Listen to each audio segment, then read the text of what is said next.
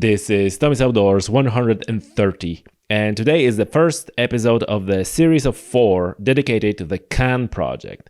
CANN is one of those cross-border projects, environmental projects, and you already know that I produced already 2 series of podcasts related to these environmental scientific projects.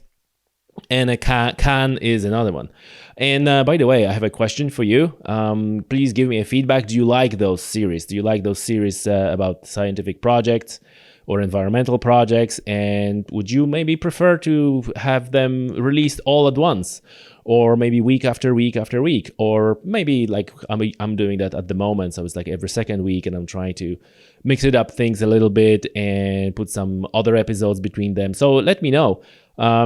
Because, I'm curious to hear, do you like this type of content and how would you like or prefer this to be delivered? And if you don't know how to get in touch with me, the best way to get in touch with me is to subscribe to my newsletter. There's a link in the description of this show, or you can just go to newsletter.tommysoutdoors.com.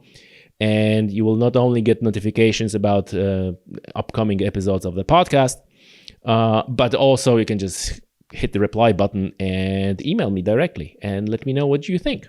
So like I said, today is the first episode, and in total going to be 4 episodes. We're going to talk about blanket bog, we're going to talk about raised bog, and we're going to talk about freshwater lakes and wetlands. And today, first episode, my guest is Abby McSherry, and we talk about like a little bit introduction to the CANN Project. So we're going to touch on everything, and we're going to talk about what is CANN Project, what are the goals and aims, and kind of introduce the project and introduce upcoming episodes of the podcast about other work packages related to this project. And so, once again, don't forget to subscribe to my newsletter, newsletter.tommysoutdoors.com, or just go to the description of this show and click the link there and subscribe. And in general, check out the description of the show. There's a lot of links and a lot of goodies in there. It's almost like a newsletter in its own. Oh, and by the way, if you're new here, or maybe you're not new here, but you haven't rated the podcast yet, please leave the rating. 5-star rating on Spotify or Apple. This is great help for me and for the podcast. So, if you like what I'm doing here, and if you like those podcasts, and if you appreciate it, please leave the rating. It's a great help.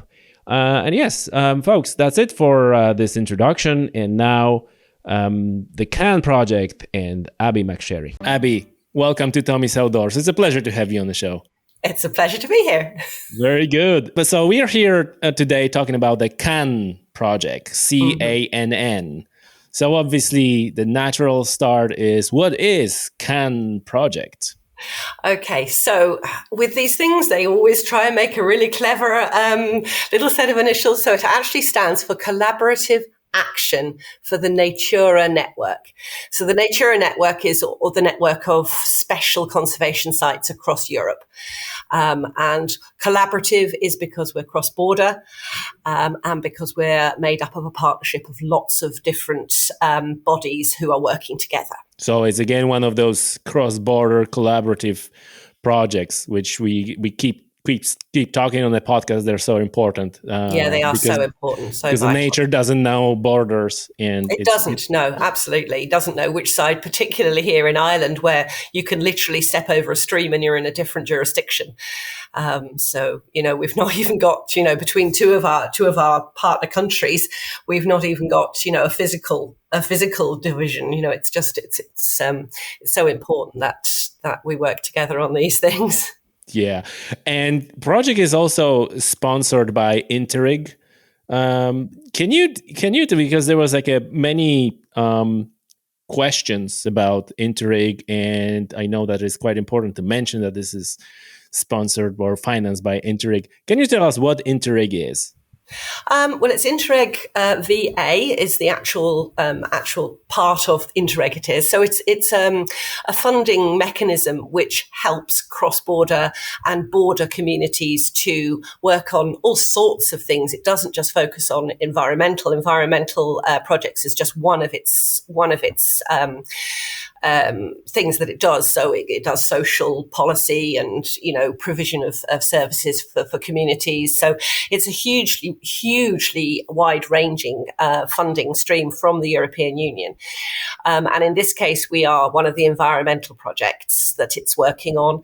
And it tries to do innovative projects. So tries to find out new ways of working, more effective ways of working, new partnerships, new techniques, and also has quite a strong focus on legacy. So that after the funding, because this is always a problem with these fixed funding, that after the funding, the learning doesn't disappear, the networks don't disappear, the community engagement doesn't disappear. That's the idea. Whether it's successful or not without the money afterwards is always debatable. But we do our best within the money that's there, and that's very much written into the project that when our money runs out, that the project's good doesn't run out. Yeah. And your website, so anyone who wants to learn more about the CANN project, the website is thecannproject.org. That's correct. Yeah. And you have like a lot of partners. There's I don't know whether it is something similar to Interreg, which is SEUBP, Special EU Programs Body, and there's Department of Housing and Planning and all those partners. So there are all partners of CANN project. Well, the three government departments are providing joint funding with Interreg, and all of that funding is delivered through the SEUPB, the Special EU Programs Body. So they are at the top level of the partnerships. They are providing the funding and obviously receiving the results of what we do, and hopefully using them in the future, particularly with the government departments, to make sure that they carry on delivering the right kind of work. So that's the level of partnership for those bodies. And then the actual CANN partnership itself is made up of 10 or 11. So we've got ACT, which is the Argyll and Isles Coast and Countryside Trust, and they are our partners on Isla and the Scottish islands. We work with Nature Scot itself in Scotland. And then we've got ABC Council, which is Armagh, Banbridge and Craigavon Council. We've got what used to be called IT Sligo, and they're now called the Atlantic Technological University. So they've had a rebranding since we started working with them. We have East Border Region, and they bring us all together and work with us to make sure that we do all the work properly for SEUPB. We've got the Golden Eagle Trust. We've Monaghan County Council. We've Nature Scot that I mentioned. We've Ulster Wildlife, the University of Ulster, Ulster University, and ourselves, who I work for, is Newry Mourne and Down District Council, and we're the lead partner of the whole project. So we sort of bring it together. Okay, so we got this thing out of the way. Now I'm going to ask the question again. So what is CANN? So what is CANN aiming to achieve, and what your folks are doing? So CANN is a cross-border environmental project, and we aim to improve the condition of protected habitats and support the priority species on those habitats across from Scotland, from Ben Nevis and the sites in the Scottish Highlands, across the Scottish Islands, Isla, etc., into Northern Ireland and across the border into the Republic of Ireland, right across to Culca in the west of Ireland. So there's a great big swathe of 27 sites that we look after. The Interreg funding is 9.4 million. And what we're doing is we're producing CAPs, which are conservation action plans. And those conservation action plans will have an impact on 25,000 hectares of special areas of conservation. So we're going to write those CAPs, and they are a kind of roadmap to recovery for those sites. And then as a result of those CAPs, we are also taking actions from them and actually doing them. So we're doing direct conservation actions on around about 15% of that land. So on 3,650 hectares of land, we're actually getting dirty, getting wet, doing science, actually doing conservation work on those sites. We're also involved in training and community work and legacy creation, education, creating guardian structures from the community to help them to continue to look after and value the sites in their communities. So that's the kind of the broad stretch of work that we're doing. Okay, and wow, that's quite impressive. And is the work also kind of divided into like a work packages or like a specific areas?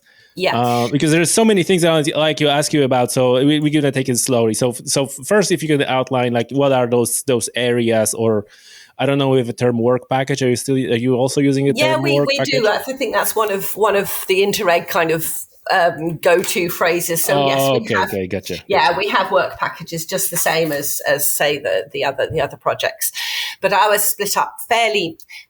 There are different work packages, but I'll just explain to you that the real broad divisions. So we have our lowland raised bogs, which are mainly in Northern Ireland.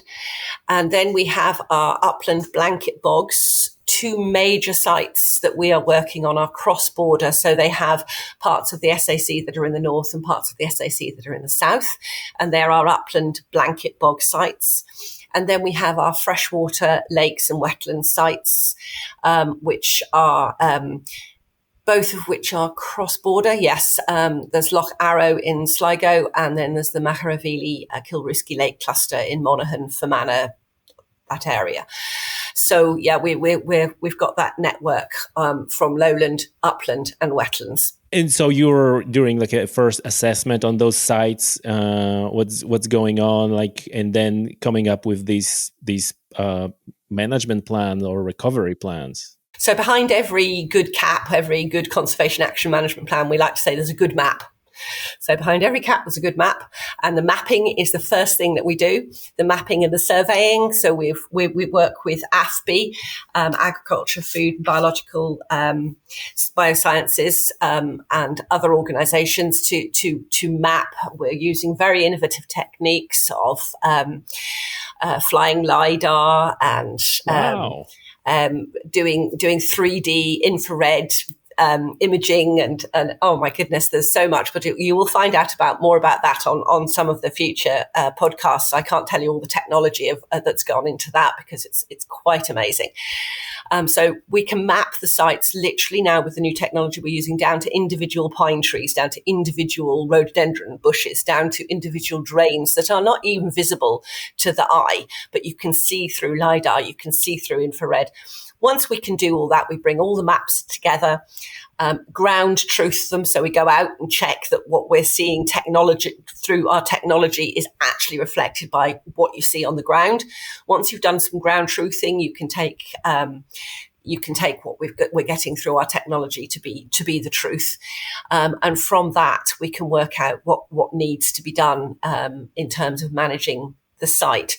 But obviously our management plans, the land doesn't belong to us. It doesn't mostly belong to the state. I was gonna ask that. Yeah. Yeah. So it belongs to private landowners. Some of it does belong to nature conservation organisations. There are some nature reserves which are run as nature reserves, but that's very much the minority. Most is common land or it's farmland. It's privately owned. So we can't just come along and with heavy boots kind of come in and say, this is what you must do. And also, for all our high tech flying of all these, sort of remote controlled, remote sensing techniques, we're not on the ground. We've not looked after it for generations, and farmers have. So we have to ask them what works and what doesn't work and what they can deliver. Because although we are working to do conservation action on lots of these lands, obviously we have to ask permission. We have to get permission. The works that we do will have long-term impacts on the quality of that land, on how it can be farmed. So we can't come in and just do things. We have to work with the landowners. So that's a really, really important part of producing the CAPs, is to reach out to all the farmers, reach out to the landowners, find out what works, find out what doesn't, and work with them to produce the plans which they will deliver in the future and which will form their farms, part of their farms. Wow. I was thinking when you were saying that you can count individual rhododendron bushes from these drones, could you also like a laser beam and destroy them while you at Yeah, it? well, that would be nice, but no. Currently, it's just a chainsaw and Talking about innovative technologies. So Okay. rhododendron is one of the most dreadful things that we encounter on the bogs. Our favorite one. Yeah. Listen, but you touched on a very important thing that I want to ask you about is land ownership and the engagement with the local communities. I presume this is like a huge and could be very difficult part of it. Can you talk a little bit more like how you engage with the landowners, how that process looks like? Well, obviously, because of the COVID pandemic that we've been working through right in the middle of our project, a lot of the face-to-face communications that we would have done were made almost impossible. And in fact, as a result of that, we're very grateful that Interreg allowed us to extend the project for a further year. We had no additional money, but we had money unspent because we couldn't do the work. So we've been able to have a further year, and thank goodness, most of that has been out of lockdown. So, I mean, we have all sorts of methods of talking to the landowners. I mean, there's formal meetings and gatherings. But tell you what, the most effective one is meeting the farmer, meeting the landowner over a fence, having a chat, and then saying, do you fancy coming up for a cup of tea? Having a chat over a cup of tea on somebody's kitchen table is the most effective way of speaking to them. We have some fantastic staff who are just the nicest people, and you have to be a nice person. You have to be somebody who you can get on with. So it's personal relationships that really, really makes the difference. We obviously do outreach. We had a series of, very recently, a series of meetings in local hotels and local community groups up on Culca, which was very successful, bringing people in who maybe we hadn't managed to reach out to in the past to say, this is the plan we're coming up with over the last few years of contacting you. Are you happy with this? Is there anything else you'd like us to put in? Is there any other comments you'd like? So they're more formal. And then we do things like, in association with them, not to replace them. We do, online questionnaires and things like that, so that even people who aren't maybe landowners, but maybe are recreational users of the land, they're hikers, they're walkers, they're dog walkers, they're shooting clubs, and anyone who uses the land has got, their voice needs to be heard. So we'll use other techniques to get hold of them and meet with them. And it's all very much a personal relationship on each of the sites, to get to know the people, to get to know who the community groups are that you need to speak to. And that takes a long time to develop. And the project has been going for 5 years. So, it has taken a long time to get them together. And the whole work of the guardian structures is important as well, to try and get local people involved, whether that be for using it for art classes or, just real sort of community building things, and to learn to value the land that they can use, in the case of open land that's free for access. But there are some land that's, it takes a lot of negotiation to even get us on the land. And we're not looking for public access at all, and that wouldn't help the land. So, it's different. Every site is different. Yeah. Listen, this must be incredibly difficult. And do you have, because like, how can you even have a project to do something on the land that doesn't belong to you, right? It's super hard. So let me just give a follow-up question. Does it often happen, and what you do in the cases where the landowner says like, well, no, I don't want you there, and what happens in those cases, and did it even happen? Well, yes. I mean, there have been cases where we've not been able to talk, the landowners into cooperating, and it's something you have to work around. You either say, well, if there's absolutely no chance of them cooperating, you say, well, we won't be doing this. We won't be delivering that on this particular site. It's just not going to happen, because you can't do it against the wishes of the landowner. But we have been able to work with farmers very, very effectively. And one of the things we've done is actually to provide them with training. So, for example, on Culca, we've worked with 2 or 3 farmers and actually trained them to learn how to work on the peat bogs, to block up the ditches themselves. So they've gained incredible skills. They were already contractors, part-time contractors, this couple of farmers that I'm thinking of, but they didn't have the skills of working on bogs. They now do, and they can subcontract that out as more and more peatland is going to be re-wetted, which is something that will happen because peatland re-wetting is so big and so important. So actually providing the training to the farmers so that they have a business in the future has been really, really useful. A couple more farmers have come to us again on Culca. They've got lots of sheep wool that isn't of any use to them. It's not an economic they can't economically sell it as sheep's wool anymore. So we've been investigating with them and with IT Sligo about using that as a material for blocking the drains, in the same way as earlier in the project we used coir, which comes from tropical coconut. But this is a local, so we're trying to work local. We're trying to use resources and skills of the local landowners, so that they've got a real sense of ownership. I mean, they do own the land, but they've now a sense of owning the conservation management of the land.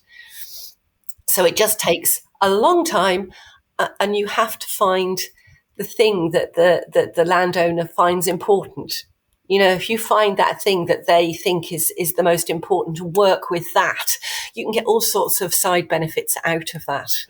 That's good to hear that you have a good response from farmers. Because my concern would be always, that you find a rough farmer who says like, you're a scientist, what do you know, right? So overall, they see the benefit of what you do. I think so.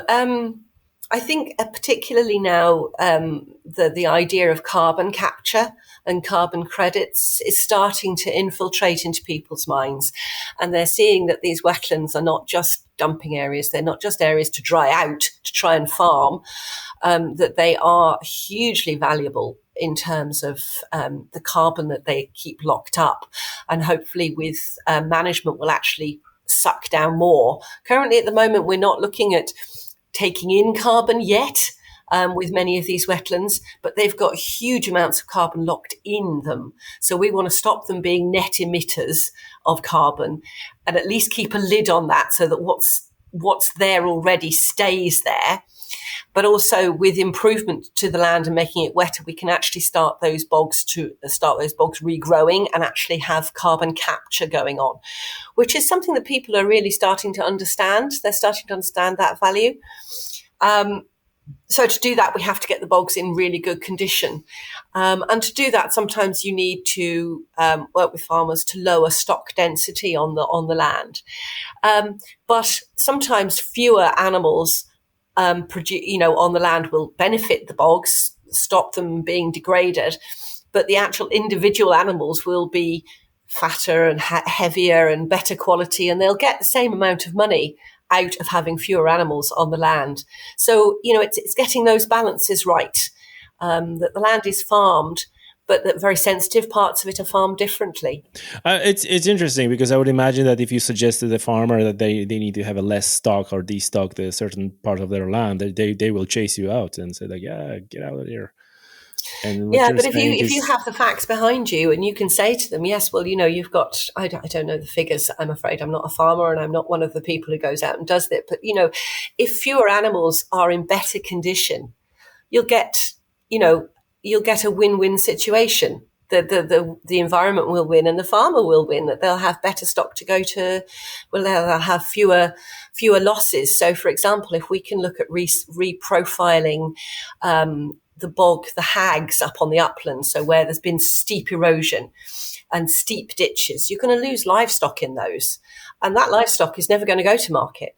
But if you can reprofile them, make the hags less steep, make the ditches, shallower and less of a danger for broken limbs, of those animals. That will help the environment. It'll help the bog to reform, but it will also help them for their bottom line because they're not losing the livestock. So you have to talk to them. You know what they're trying to do, and they're trying to make a living off this land. And the way to do that, there are now two prongs. They can farm their land for carbon, sort of. It's happening. It's a movement. Certainly in Scotland, that's happening quite considerably. Quite large areas are being literally farmed for carbon. But there's, so you can do that. You can farm for your livestock, but combining the two is the best. I mean, this land has been formed by farmers. The habitats have been formed by farmers. They've been formed by agriculture and human change. It's just that human change over the last 50 years has led to huge losses of the habitat, and that's what we're trying to reverse. I mean, the farmers, 100 years ago, they farmed that land, and they're still farming that land, and we're just try and make it work for everybody, for wildlife and for the landowners. So you're sitting kind of like in the middle. You're not trying to turn that land into like a wild wilderness, like a rewild, no. On one hand, but on the other hand, you're also trying to take care of the habitat. And it's very encouraging because you often hear from certain quarters of environmentalists who are like, don't like farmers, like, oh, farming is doing so much damage and this and that and something else. And then when you hear from farmers, they actually care about the environment. They want the habitat. They see the decline in birds and species, various species. So I'm not surprised that they welcome cooperation that can, on one hand benefit their business and farming, and the other hand benefit the habitat and the wildlife on it. Yeah. I mean, the farmers are not the baddies. They really aren't, and they are enthusiastic about the land and the wildlife that lives on the land, and many of them will have seen a decrease in the quality of the wildlife. They'll talk about how it was when they were kids. They'll talk about how it was when their grandparents farmed that land. They would like to pass that land down to their children, their nephews, their nieces, their children, in a good condition. But there is always the problem of the changing baseline, that what you saw as a child wasn't as good as maybe what your grandparents saw as a child, but what you saw as a child is to you really, really good. So, we need to tell people, well, in actual fact, what you saw as a child maybe is not as good as it could be, that you could actually pass your land down in better heart to the next generation. And that's what we'd like to help people do. We'd like to have the land back, thrumming with snipe and, waders breeding up on the uplands again, because those things have been lost. And the water quality is so important as well. I mean, everybody drinks water. It's not just the farmers. It's not just the landowners. The work that we're doing on the upland peat bogs particularly is of amazing importance to the quality of the water that comes off the land. I mean, you don't want to have brown peat-stained water. You don't want to have bog bursts. You want to have a stable sponge on top of the mountains which steadily lets out clean water, and that can happen. So the sponges that we have on top of the mountains, the peat bog sponges, they take the water in, they clean it, and they let it out in lower quantities. The water doesn't rush down the mountain through the cracks in the bog once it's working properly. So the people that live downstream of these mountains benefit from this work as well. The water companies that are taking the water out don't have to clean it as much. They don't have to spend as much money. So everybody wins from that point as well. And also this doing this work, the whole idea of the sponge, the lowland wetlands as well as the upland wetlands, they will actually reduce flooding peaks on the rivers by having a big sponge there to sort of hold the water, rather than just letting it flow straight off if there's increased storminess, which is something with climatic change that we're having, increased sudden storms, very, very severe storms, and that water just coming straight off the mountains. If you've got a nice, healthy sponge on top of the mountains and a nice, healthy sponge within the valleys, then that water will stay and it'll slowly be released, and the towns are not going to be flooded as badly. The communities are not going to be as badly flooded. So everybody benefits, not just the landowners, but people surrounding these areas as well.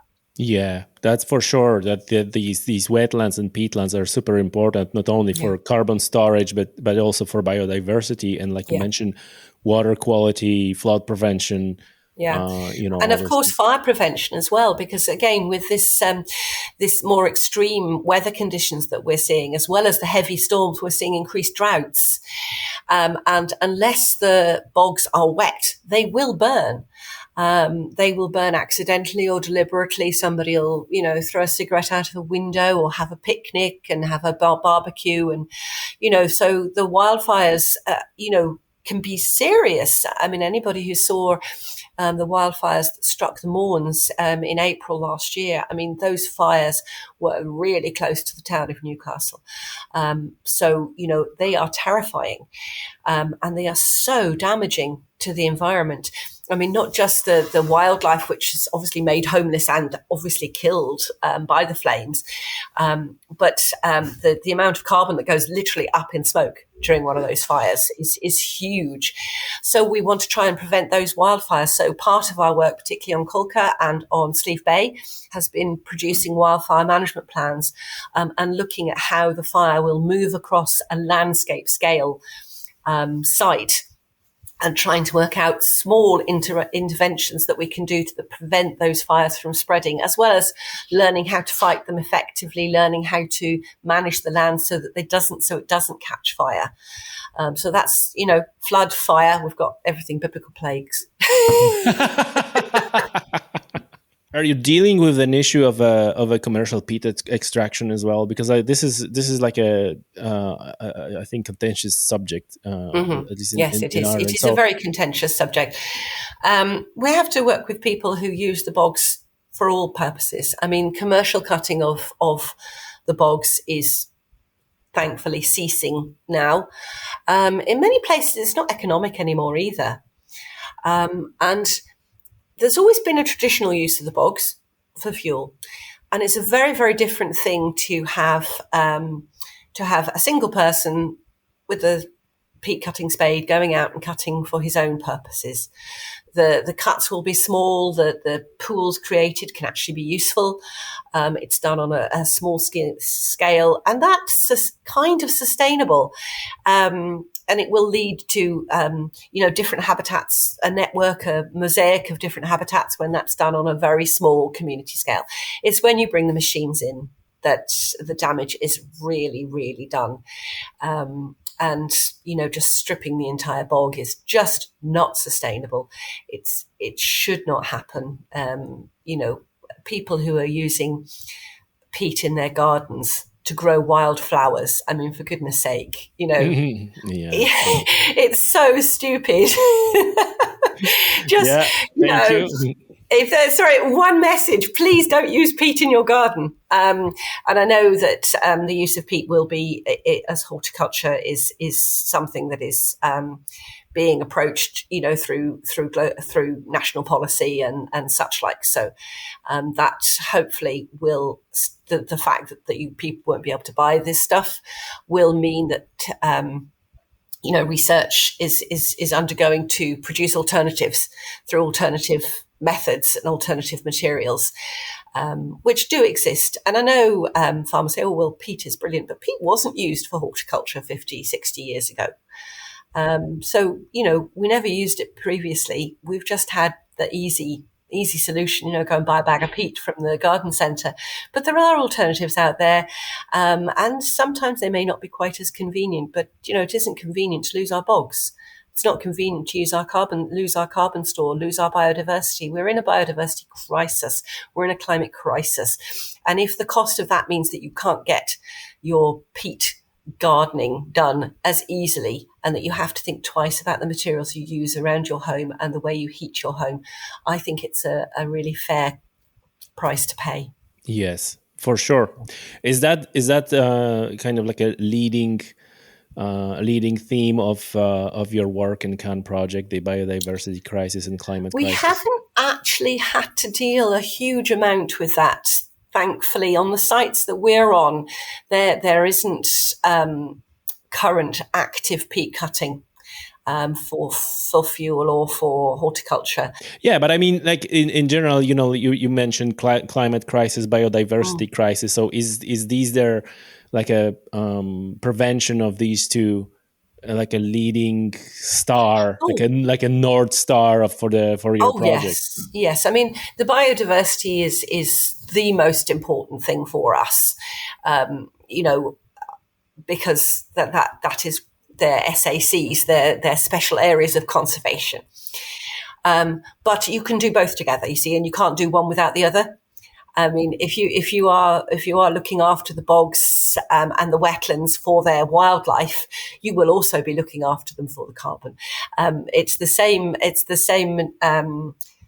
techniques go into looking after the bog that make it good for carbon, that make it good for wildlife. So they're both in equal. They're working in pace, and it depends on who you're speaking to. Again, as I say, you find what people think is important and you focus on that. And if people are thinking that the biodiversity crisis is the thing that they're really concerned about, we will speak to them about that.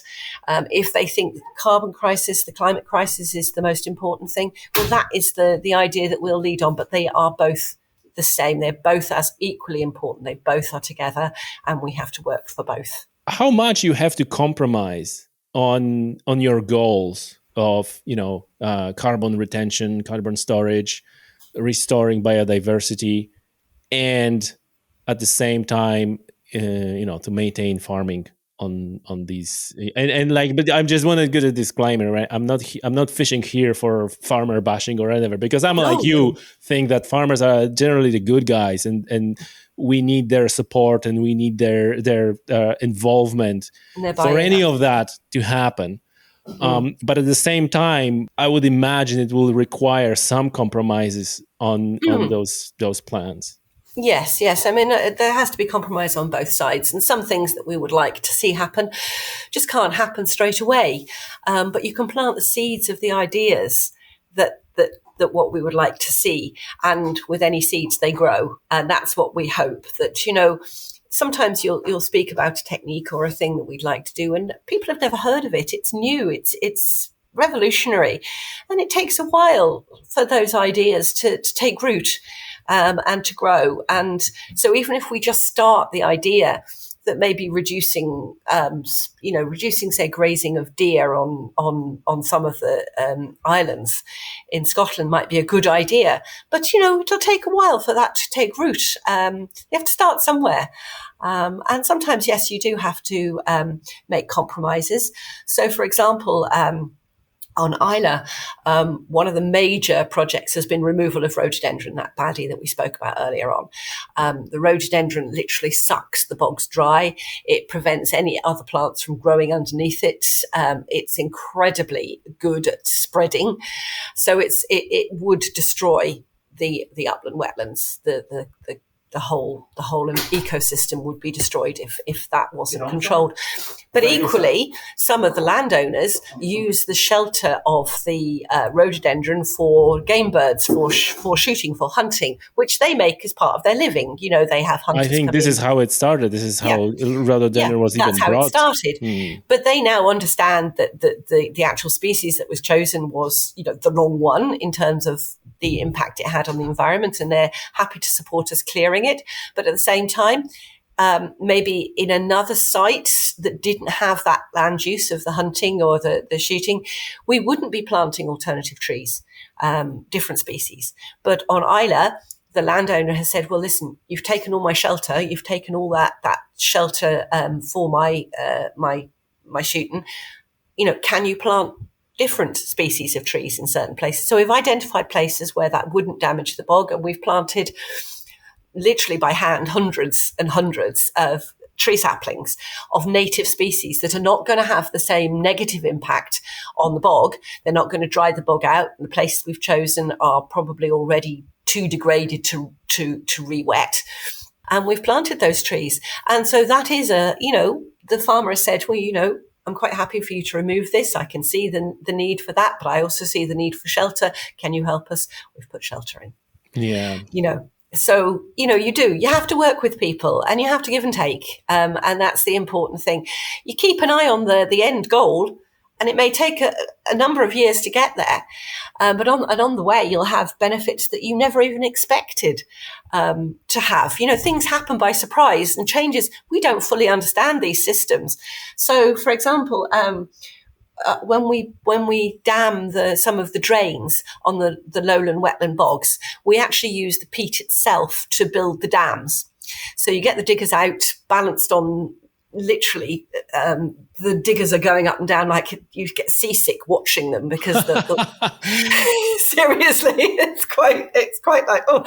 So these huge diggers sitting on these enormous oaken rafts out in the middle of the bog, and they're digging out very compacted, good quality peat and putting it into the ditches, keying them into the edges so that they don't wash away. And then those pits we call borrow pits that they've borrowed the peat from immediately fill up with water because the water level is raised. And they have been fantastic for insects and fantastic for wading birds that we never expected to come back as quickly. But because we've accidentally produced these little ponds, in like stitching the land together with pond ditch, pond ditch dam, we've increase the difference, the edges of the habitat. Edges are really, really important, and the edges are things that wildlife likes. So we've produced this whole new mosaic of little edges, of wetland edges, and the birds came back far quicker than we ever would have expected them to on some of these lowland wetland sites. Wow, that's a fantastic story. Listen, Abby, I have a question. Do you find that some of the environmental organizations, some of the environmentalists who are well-meaning people, but through their, activities, either on social media or maybe their other, activism, they kind of antagonizing farmers. I'm sure you know what I'm talking about. Some of the extreme views of let's rewild everything, let's destock bogs and everything. And do you see this as a kind of obstacle for your project, that then when you coming to the farmers, you being kind of labeled like, oh, these are these greenies, environmentalists, and that produces a little bit of a negative approach from the beginning? Is that the thing? Yes, I mean, we need to slowly catchy bonky. You do need to work slowly. Can't take huge jumps and reintroduce the wolf. You're not starting with wolf. We're not starting with wolves. We're starting with snipe. It's easier to do that. Yes, I mean, there is a huge. I mean, I am fascinated watching some of these projects, these rewilding projects. I am fascinated by the changes that can be wrought on the environment. But many of the rewilding projects, they're not anti-farming. They're just farming in a different way. They're farming for wildlife rather than farming against wildlife. And it is amazing to watch the way nature comes back if you change the management. And sometimes that management can be reducing livestock pressure, changing things like that. So, but that we're not looking at rewilding these sites. We're looking at working with the farmers, and they understand that. I mean, if we came in with guns blazing and saying, you have to get all your land, for sure, I understand that. But I'm just wondering if you see if your life would be easier, for example, without those voices, because I'm thinking, like, if the farmer goes on Facebook and the farmer goes on Twitter and spends evening reading, from, so-called environmentalists, right? How they're doing everything wrong, and, farming needs to go, and this and that. And there are prominent figures who are just openly talking about, we need to get rid of farming and so on. And they're loaded with that information. And then you coming in and say, like, well, we are here to do like an action for nature and so on. they straight away go like, oh, I want like is so. So I'm just wondering if you see anything like that. I'm not aware of any of the landowners that we've dealt with having that idea. It isn't a question that has been raised, because I do think, even though they have very loud voices, I think anyone who takes what they read on social media as the Bible is you've got to see that there are extremists on both sides. There are people out there as well that say, oh, we have to be, really, really high tech in our farming and really intensive and all that. And they are equally as far to the other side as the rewilding who want to get rid of all farming. In our environment, we have very little wild environment left.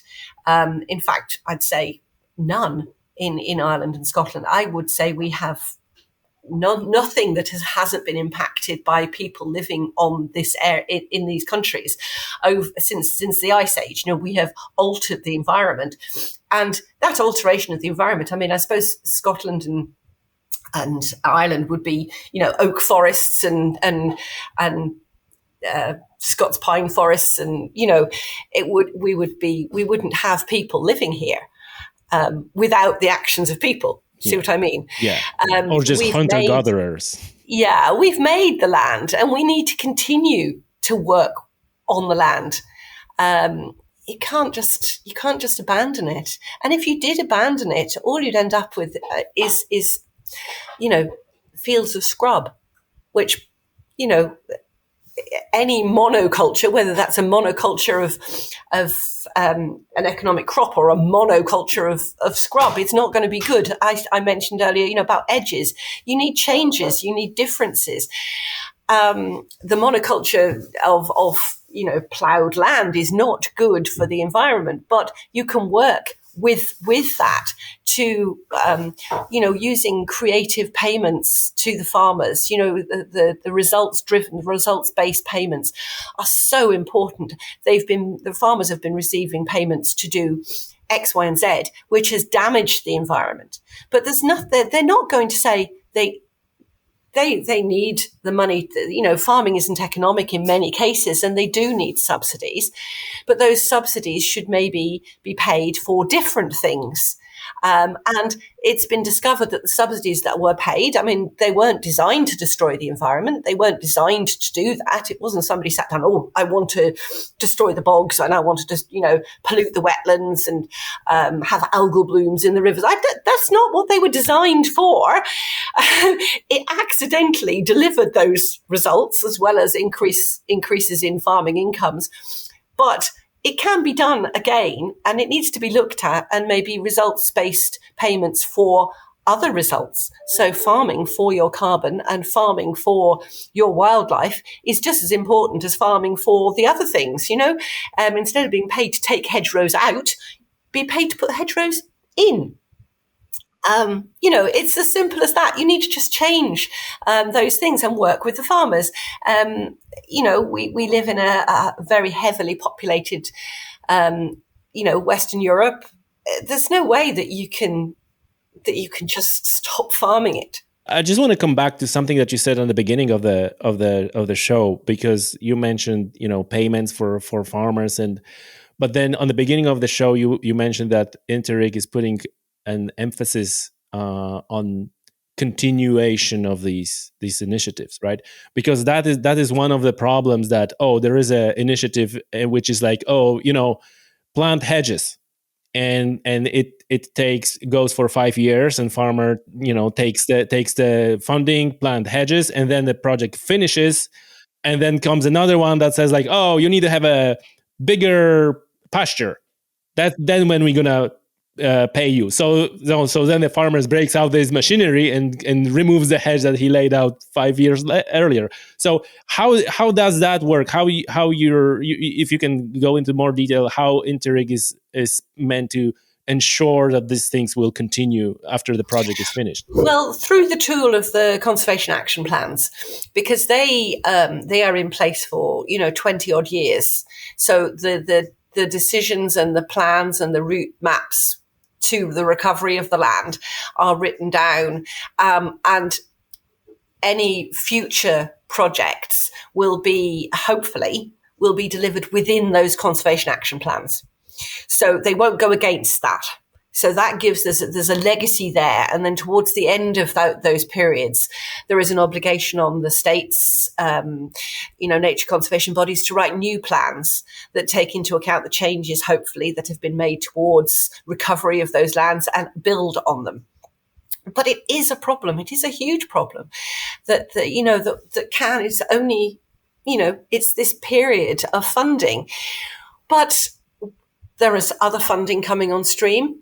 And the ideal is that it will build on the money that has been spent and the way it has been spent within CANN, using the conservation action plans that have been written through CANN to deliver further on into the future.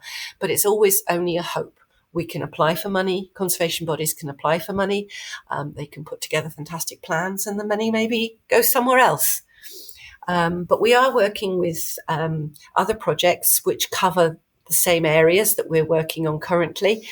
So, for example, Wild Atlantic Nature crosses over us. Some of our land in Culca is covered by that project.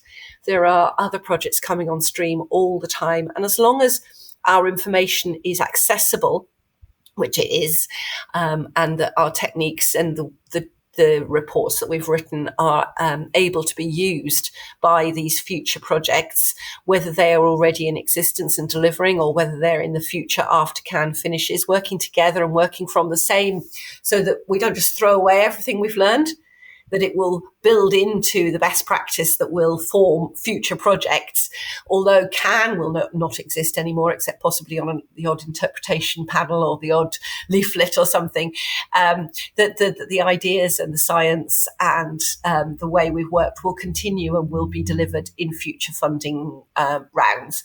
So I know there is huge moves through the peace funding to get more environmental work done, and there's an environmental pillar for that, and that, if we are successful, it's not the CANN project per se, but if the partnerships can come together again and form another project, they will use the CANN's expertise and gathered, the stuff that we've gathered together and the way we've worked, and that to help deliver further projects that will be called something else that people won't be able to remember what it actually stands for.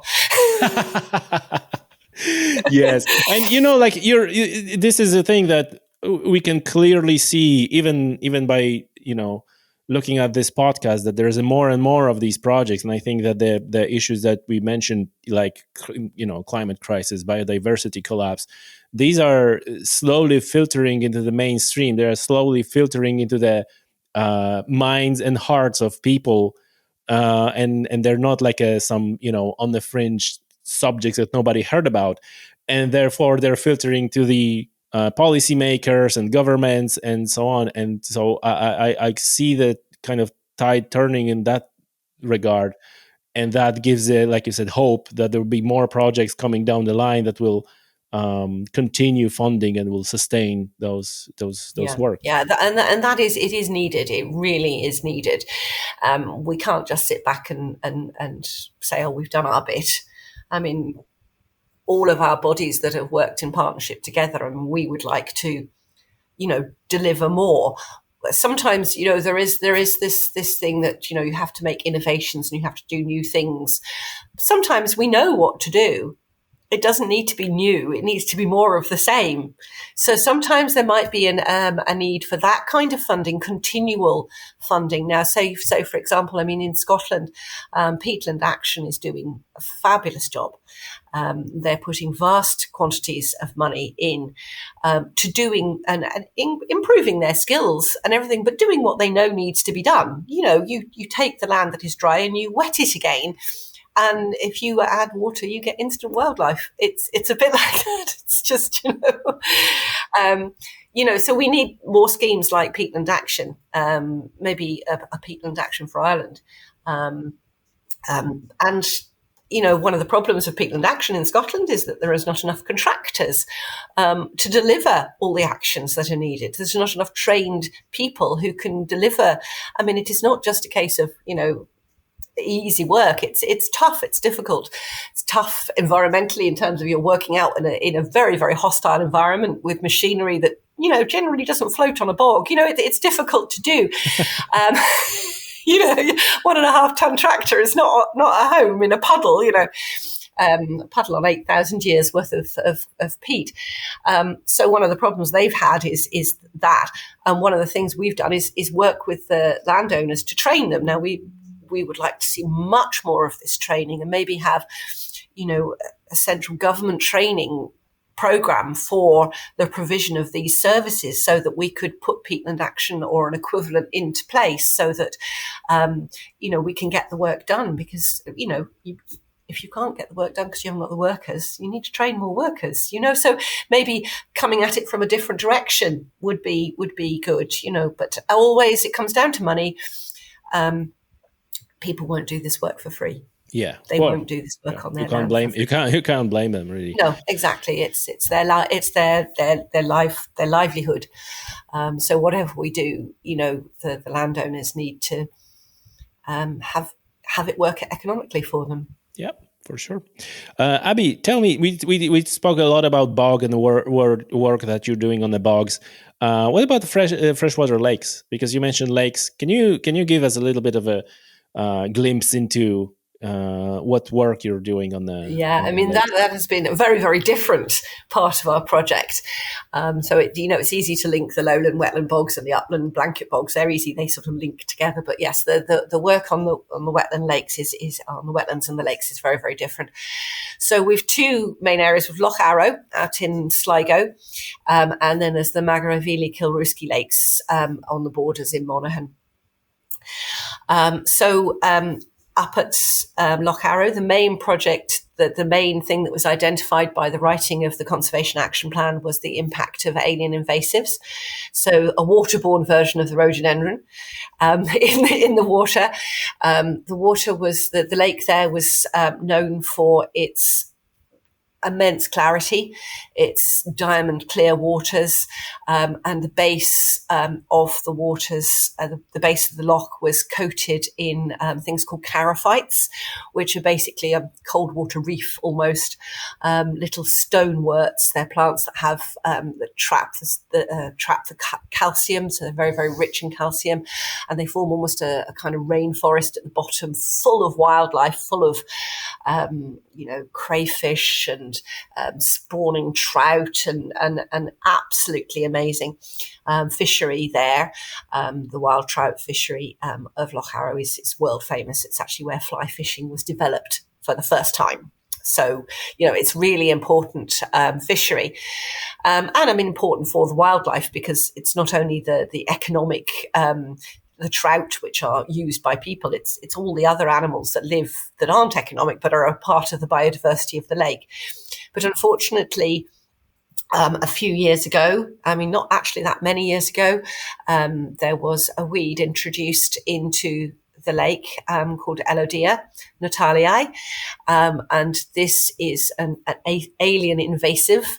That sounds like something out of ET, but it spreads incredibly quickly, and it blankets out all the light from the charophytes, and it forms a disgusting matted, deep vegetation layer, which just shouldn't belong there and doesn't belong there. So one of the projects that we've been doing is trying to survey, how bad that problem is, and then work with people so that it remains only where it is and doesn't spread any further and doesn't spread to different water bodies that don't have this alien invasive. So a lot of the work we've done has been experimental there and finding solutions for it and trying out different solutions to try and get rid of it or at the very least control it. So one of the things that the team has developed is they have laid like carpet on the base of the loch, and it's a carpet made of a natural material called jute. And they have laid tracks of that so that the fishermen can go in and out into the deeper water where there is no LODA. They can do their fishing. And when they come back, they're not going to get, one, they're not going to get their motors all tangled up and damaged. And two, they're not going to carry even the tiniest amount of LODA on the base of a boat or on a paddle of a canoe or, on fishing tackle, and then taken to another lake will immediately spread that. So what they've done is they've carpeted the lake and allowed access in and out of that area so that what we've got is controlled. But they've also found that carpet has cleared 98, 99% of all the LODA growth, and it's allowed the charophytes to come back. So the LODA can't grow on that jute, but the charophytes can grow through it very effectively. So the charophytes can recover. So what we've done is a pilot study. We haven't been able, the money we had wouldn't have done the whole lake. It maybe isn't something that we'd want to do, but at least we now have a technique that we know that works. So that's at Loch Arrow. That's been very effective, working with the anglers. Again, in the same way as you work with the farmers, you work with the people who use the site, working with the anglers to explain to them about cleaning all their equipment and drying their equipment and making sure that they're not carrying invasives into other areas.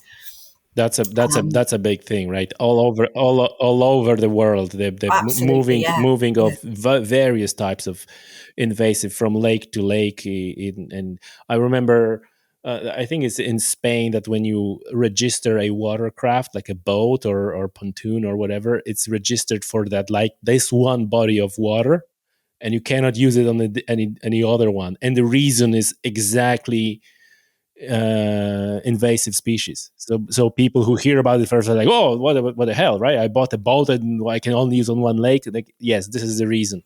So it's very that's not something we do here. Although we would encourage people to stay on the one body, that would be a great thing if you could do that. But people do move. They do move to different lakes.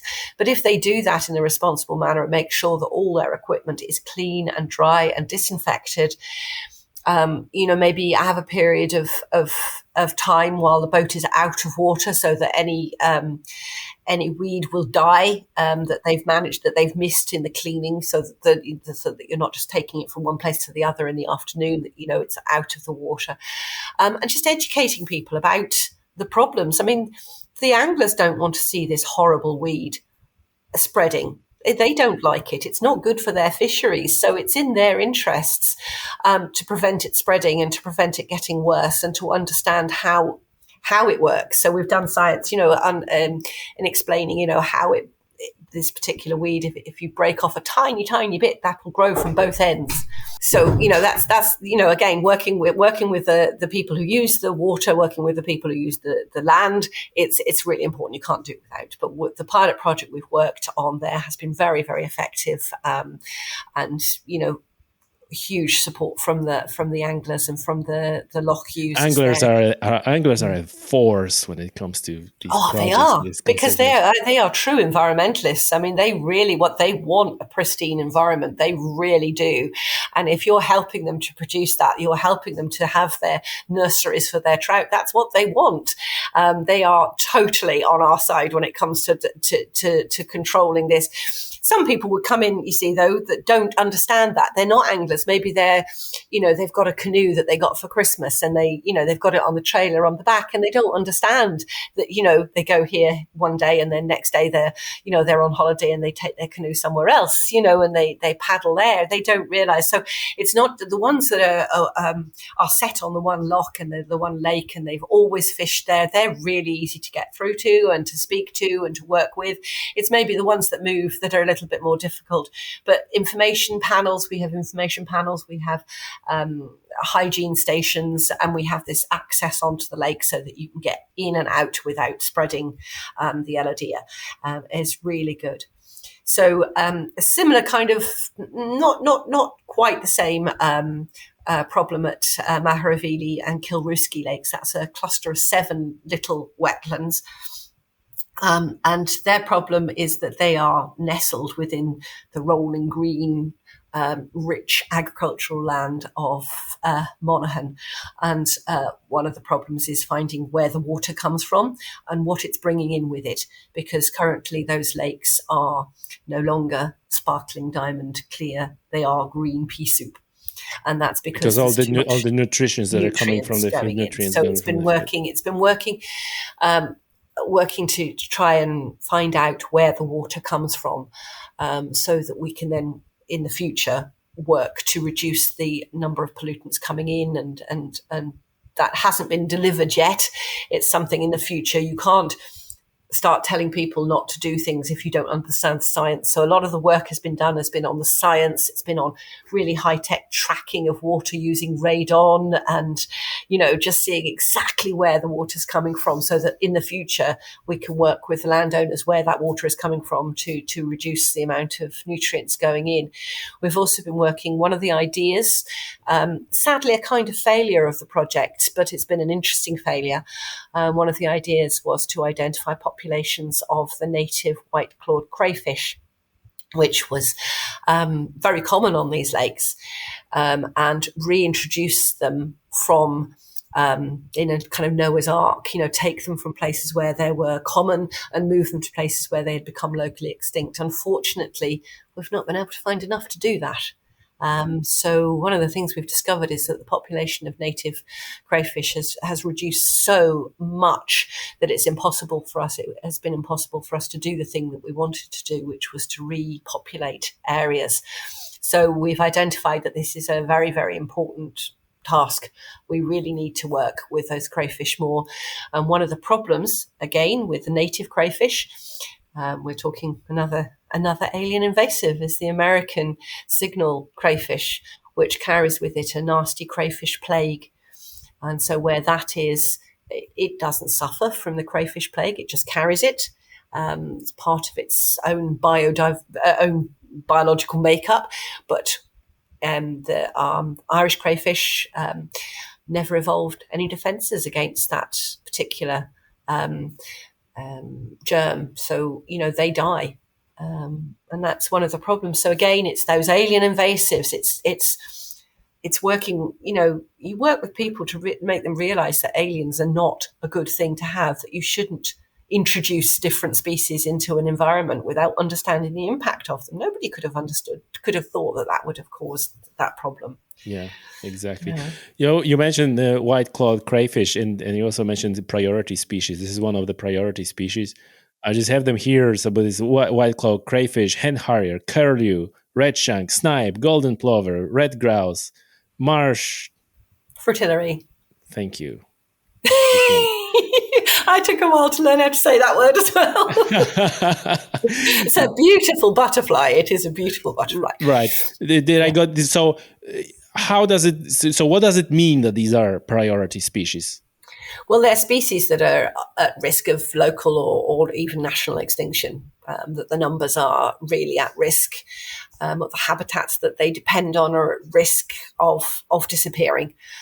So the numbers are decreasing. And that is the problem. So it's working on the habitats that they use to, in the case of things like marsh fritillary, making sure that the meadows with the devil's bit scabious, that is their food plant, are managed to enable the food plant to survive, and therefore the butterflies will feed on those. And, so it's understanding what the species needs, and then understanding things that you can do to fine-tune the environment and make it better, to make it more suitable for those species. So when the project is due to conclude, because you mentioned there's like a 1 year. Well, we had thankfully that extra year. Some of the partners' work is complete. And so, for example, the work on Loch Arrow is complete. The scientific work on Maravilli is pretty much complete, still writing the conservation action plan, just still doing the outreach work with local communities, but, fairly nearly complete. So some partners are, things that they came to do are done, and they're now not withdrawing from the project because they're still involved in the overall project. But, so it's steadily decreasing. The activities are decreasing through this year. The last partner to leave the project, as it were, will be the lead partner, will be ourselves, Newry Mourne and Down District Council, because we have to do the financial tying of loose ends and reporting and all that kind of stuff. But towards September, October, November, we're having our closing conference in September. To celebrate the work that we've done and to showcase all the fantastic things that have happened, and to identify any shortcomings or problems or future work that needs to be done. So we're doing that in September. And then after that, the partners will start to stop working for the project directly. And it will all be finished by December. All right. Gotcha. Abby, this is fantastic work that you're doing, and I'm really looking forward to the coming episodes where we're going to dive deeper into science of all those particular projects, especially on the lakes and with bog, because like we mentioned, bogs are very important and they're a very hot topic right now. Tell us, is there anything you want to leave us with? Any words of wisdom, any advice for listeners, anything you want to leave us with? Okay. Don't use peat in your garden. Yes, people, yes. Don't use peat in your garden. Do not use peat in your garden. Big. And also don't put a plastic grass in your garden either. No, don't put plastic grass in your garden. No. Wetter is better. Our peatlands are the peatlands that we have are so important globally. They're massive stores of carbon, and we owe that to the planet to look after them, and to manage them so that they keep on sucking in more carbon, and so that they manage to help us hopefully combat the climate crisis. That enjoy the environment, but don't damage it. If you're out walking on a hill, don't just sort of stray off the path. Don't a single generation of golden plover, of snipe, you could trample on a nest. Stay on the path. Keep your dogs on leads when you're up in the hill. Don't disturb the livestock. There's so many little take-home things, that individuals can do. Don't dump in your local bog. I mean, where I lived when I was very first married, there was a bog down the road, and the local people used to call it the dump. Oh, lovely. Yeah. How lovely. It was the dump. Where'd you get rid of your rubbish? Oh, just down the dump. Yeah, and that was a bog. That doesn't happen anymore, thank goodness. But people still do fly tipping. Don't do fly tipping. Don't litter. Everyone knows these things. You really do know it. Just do it.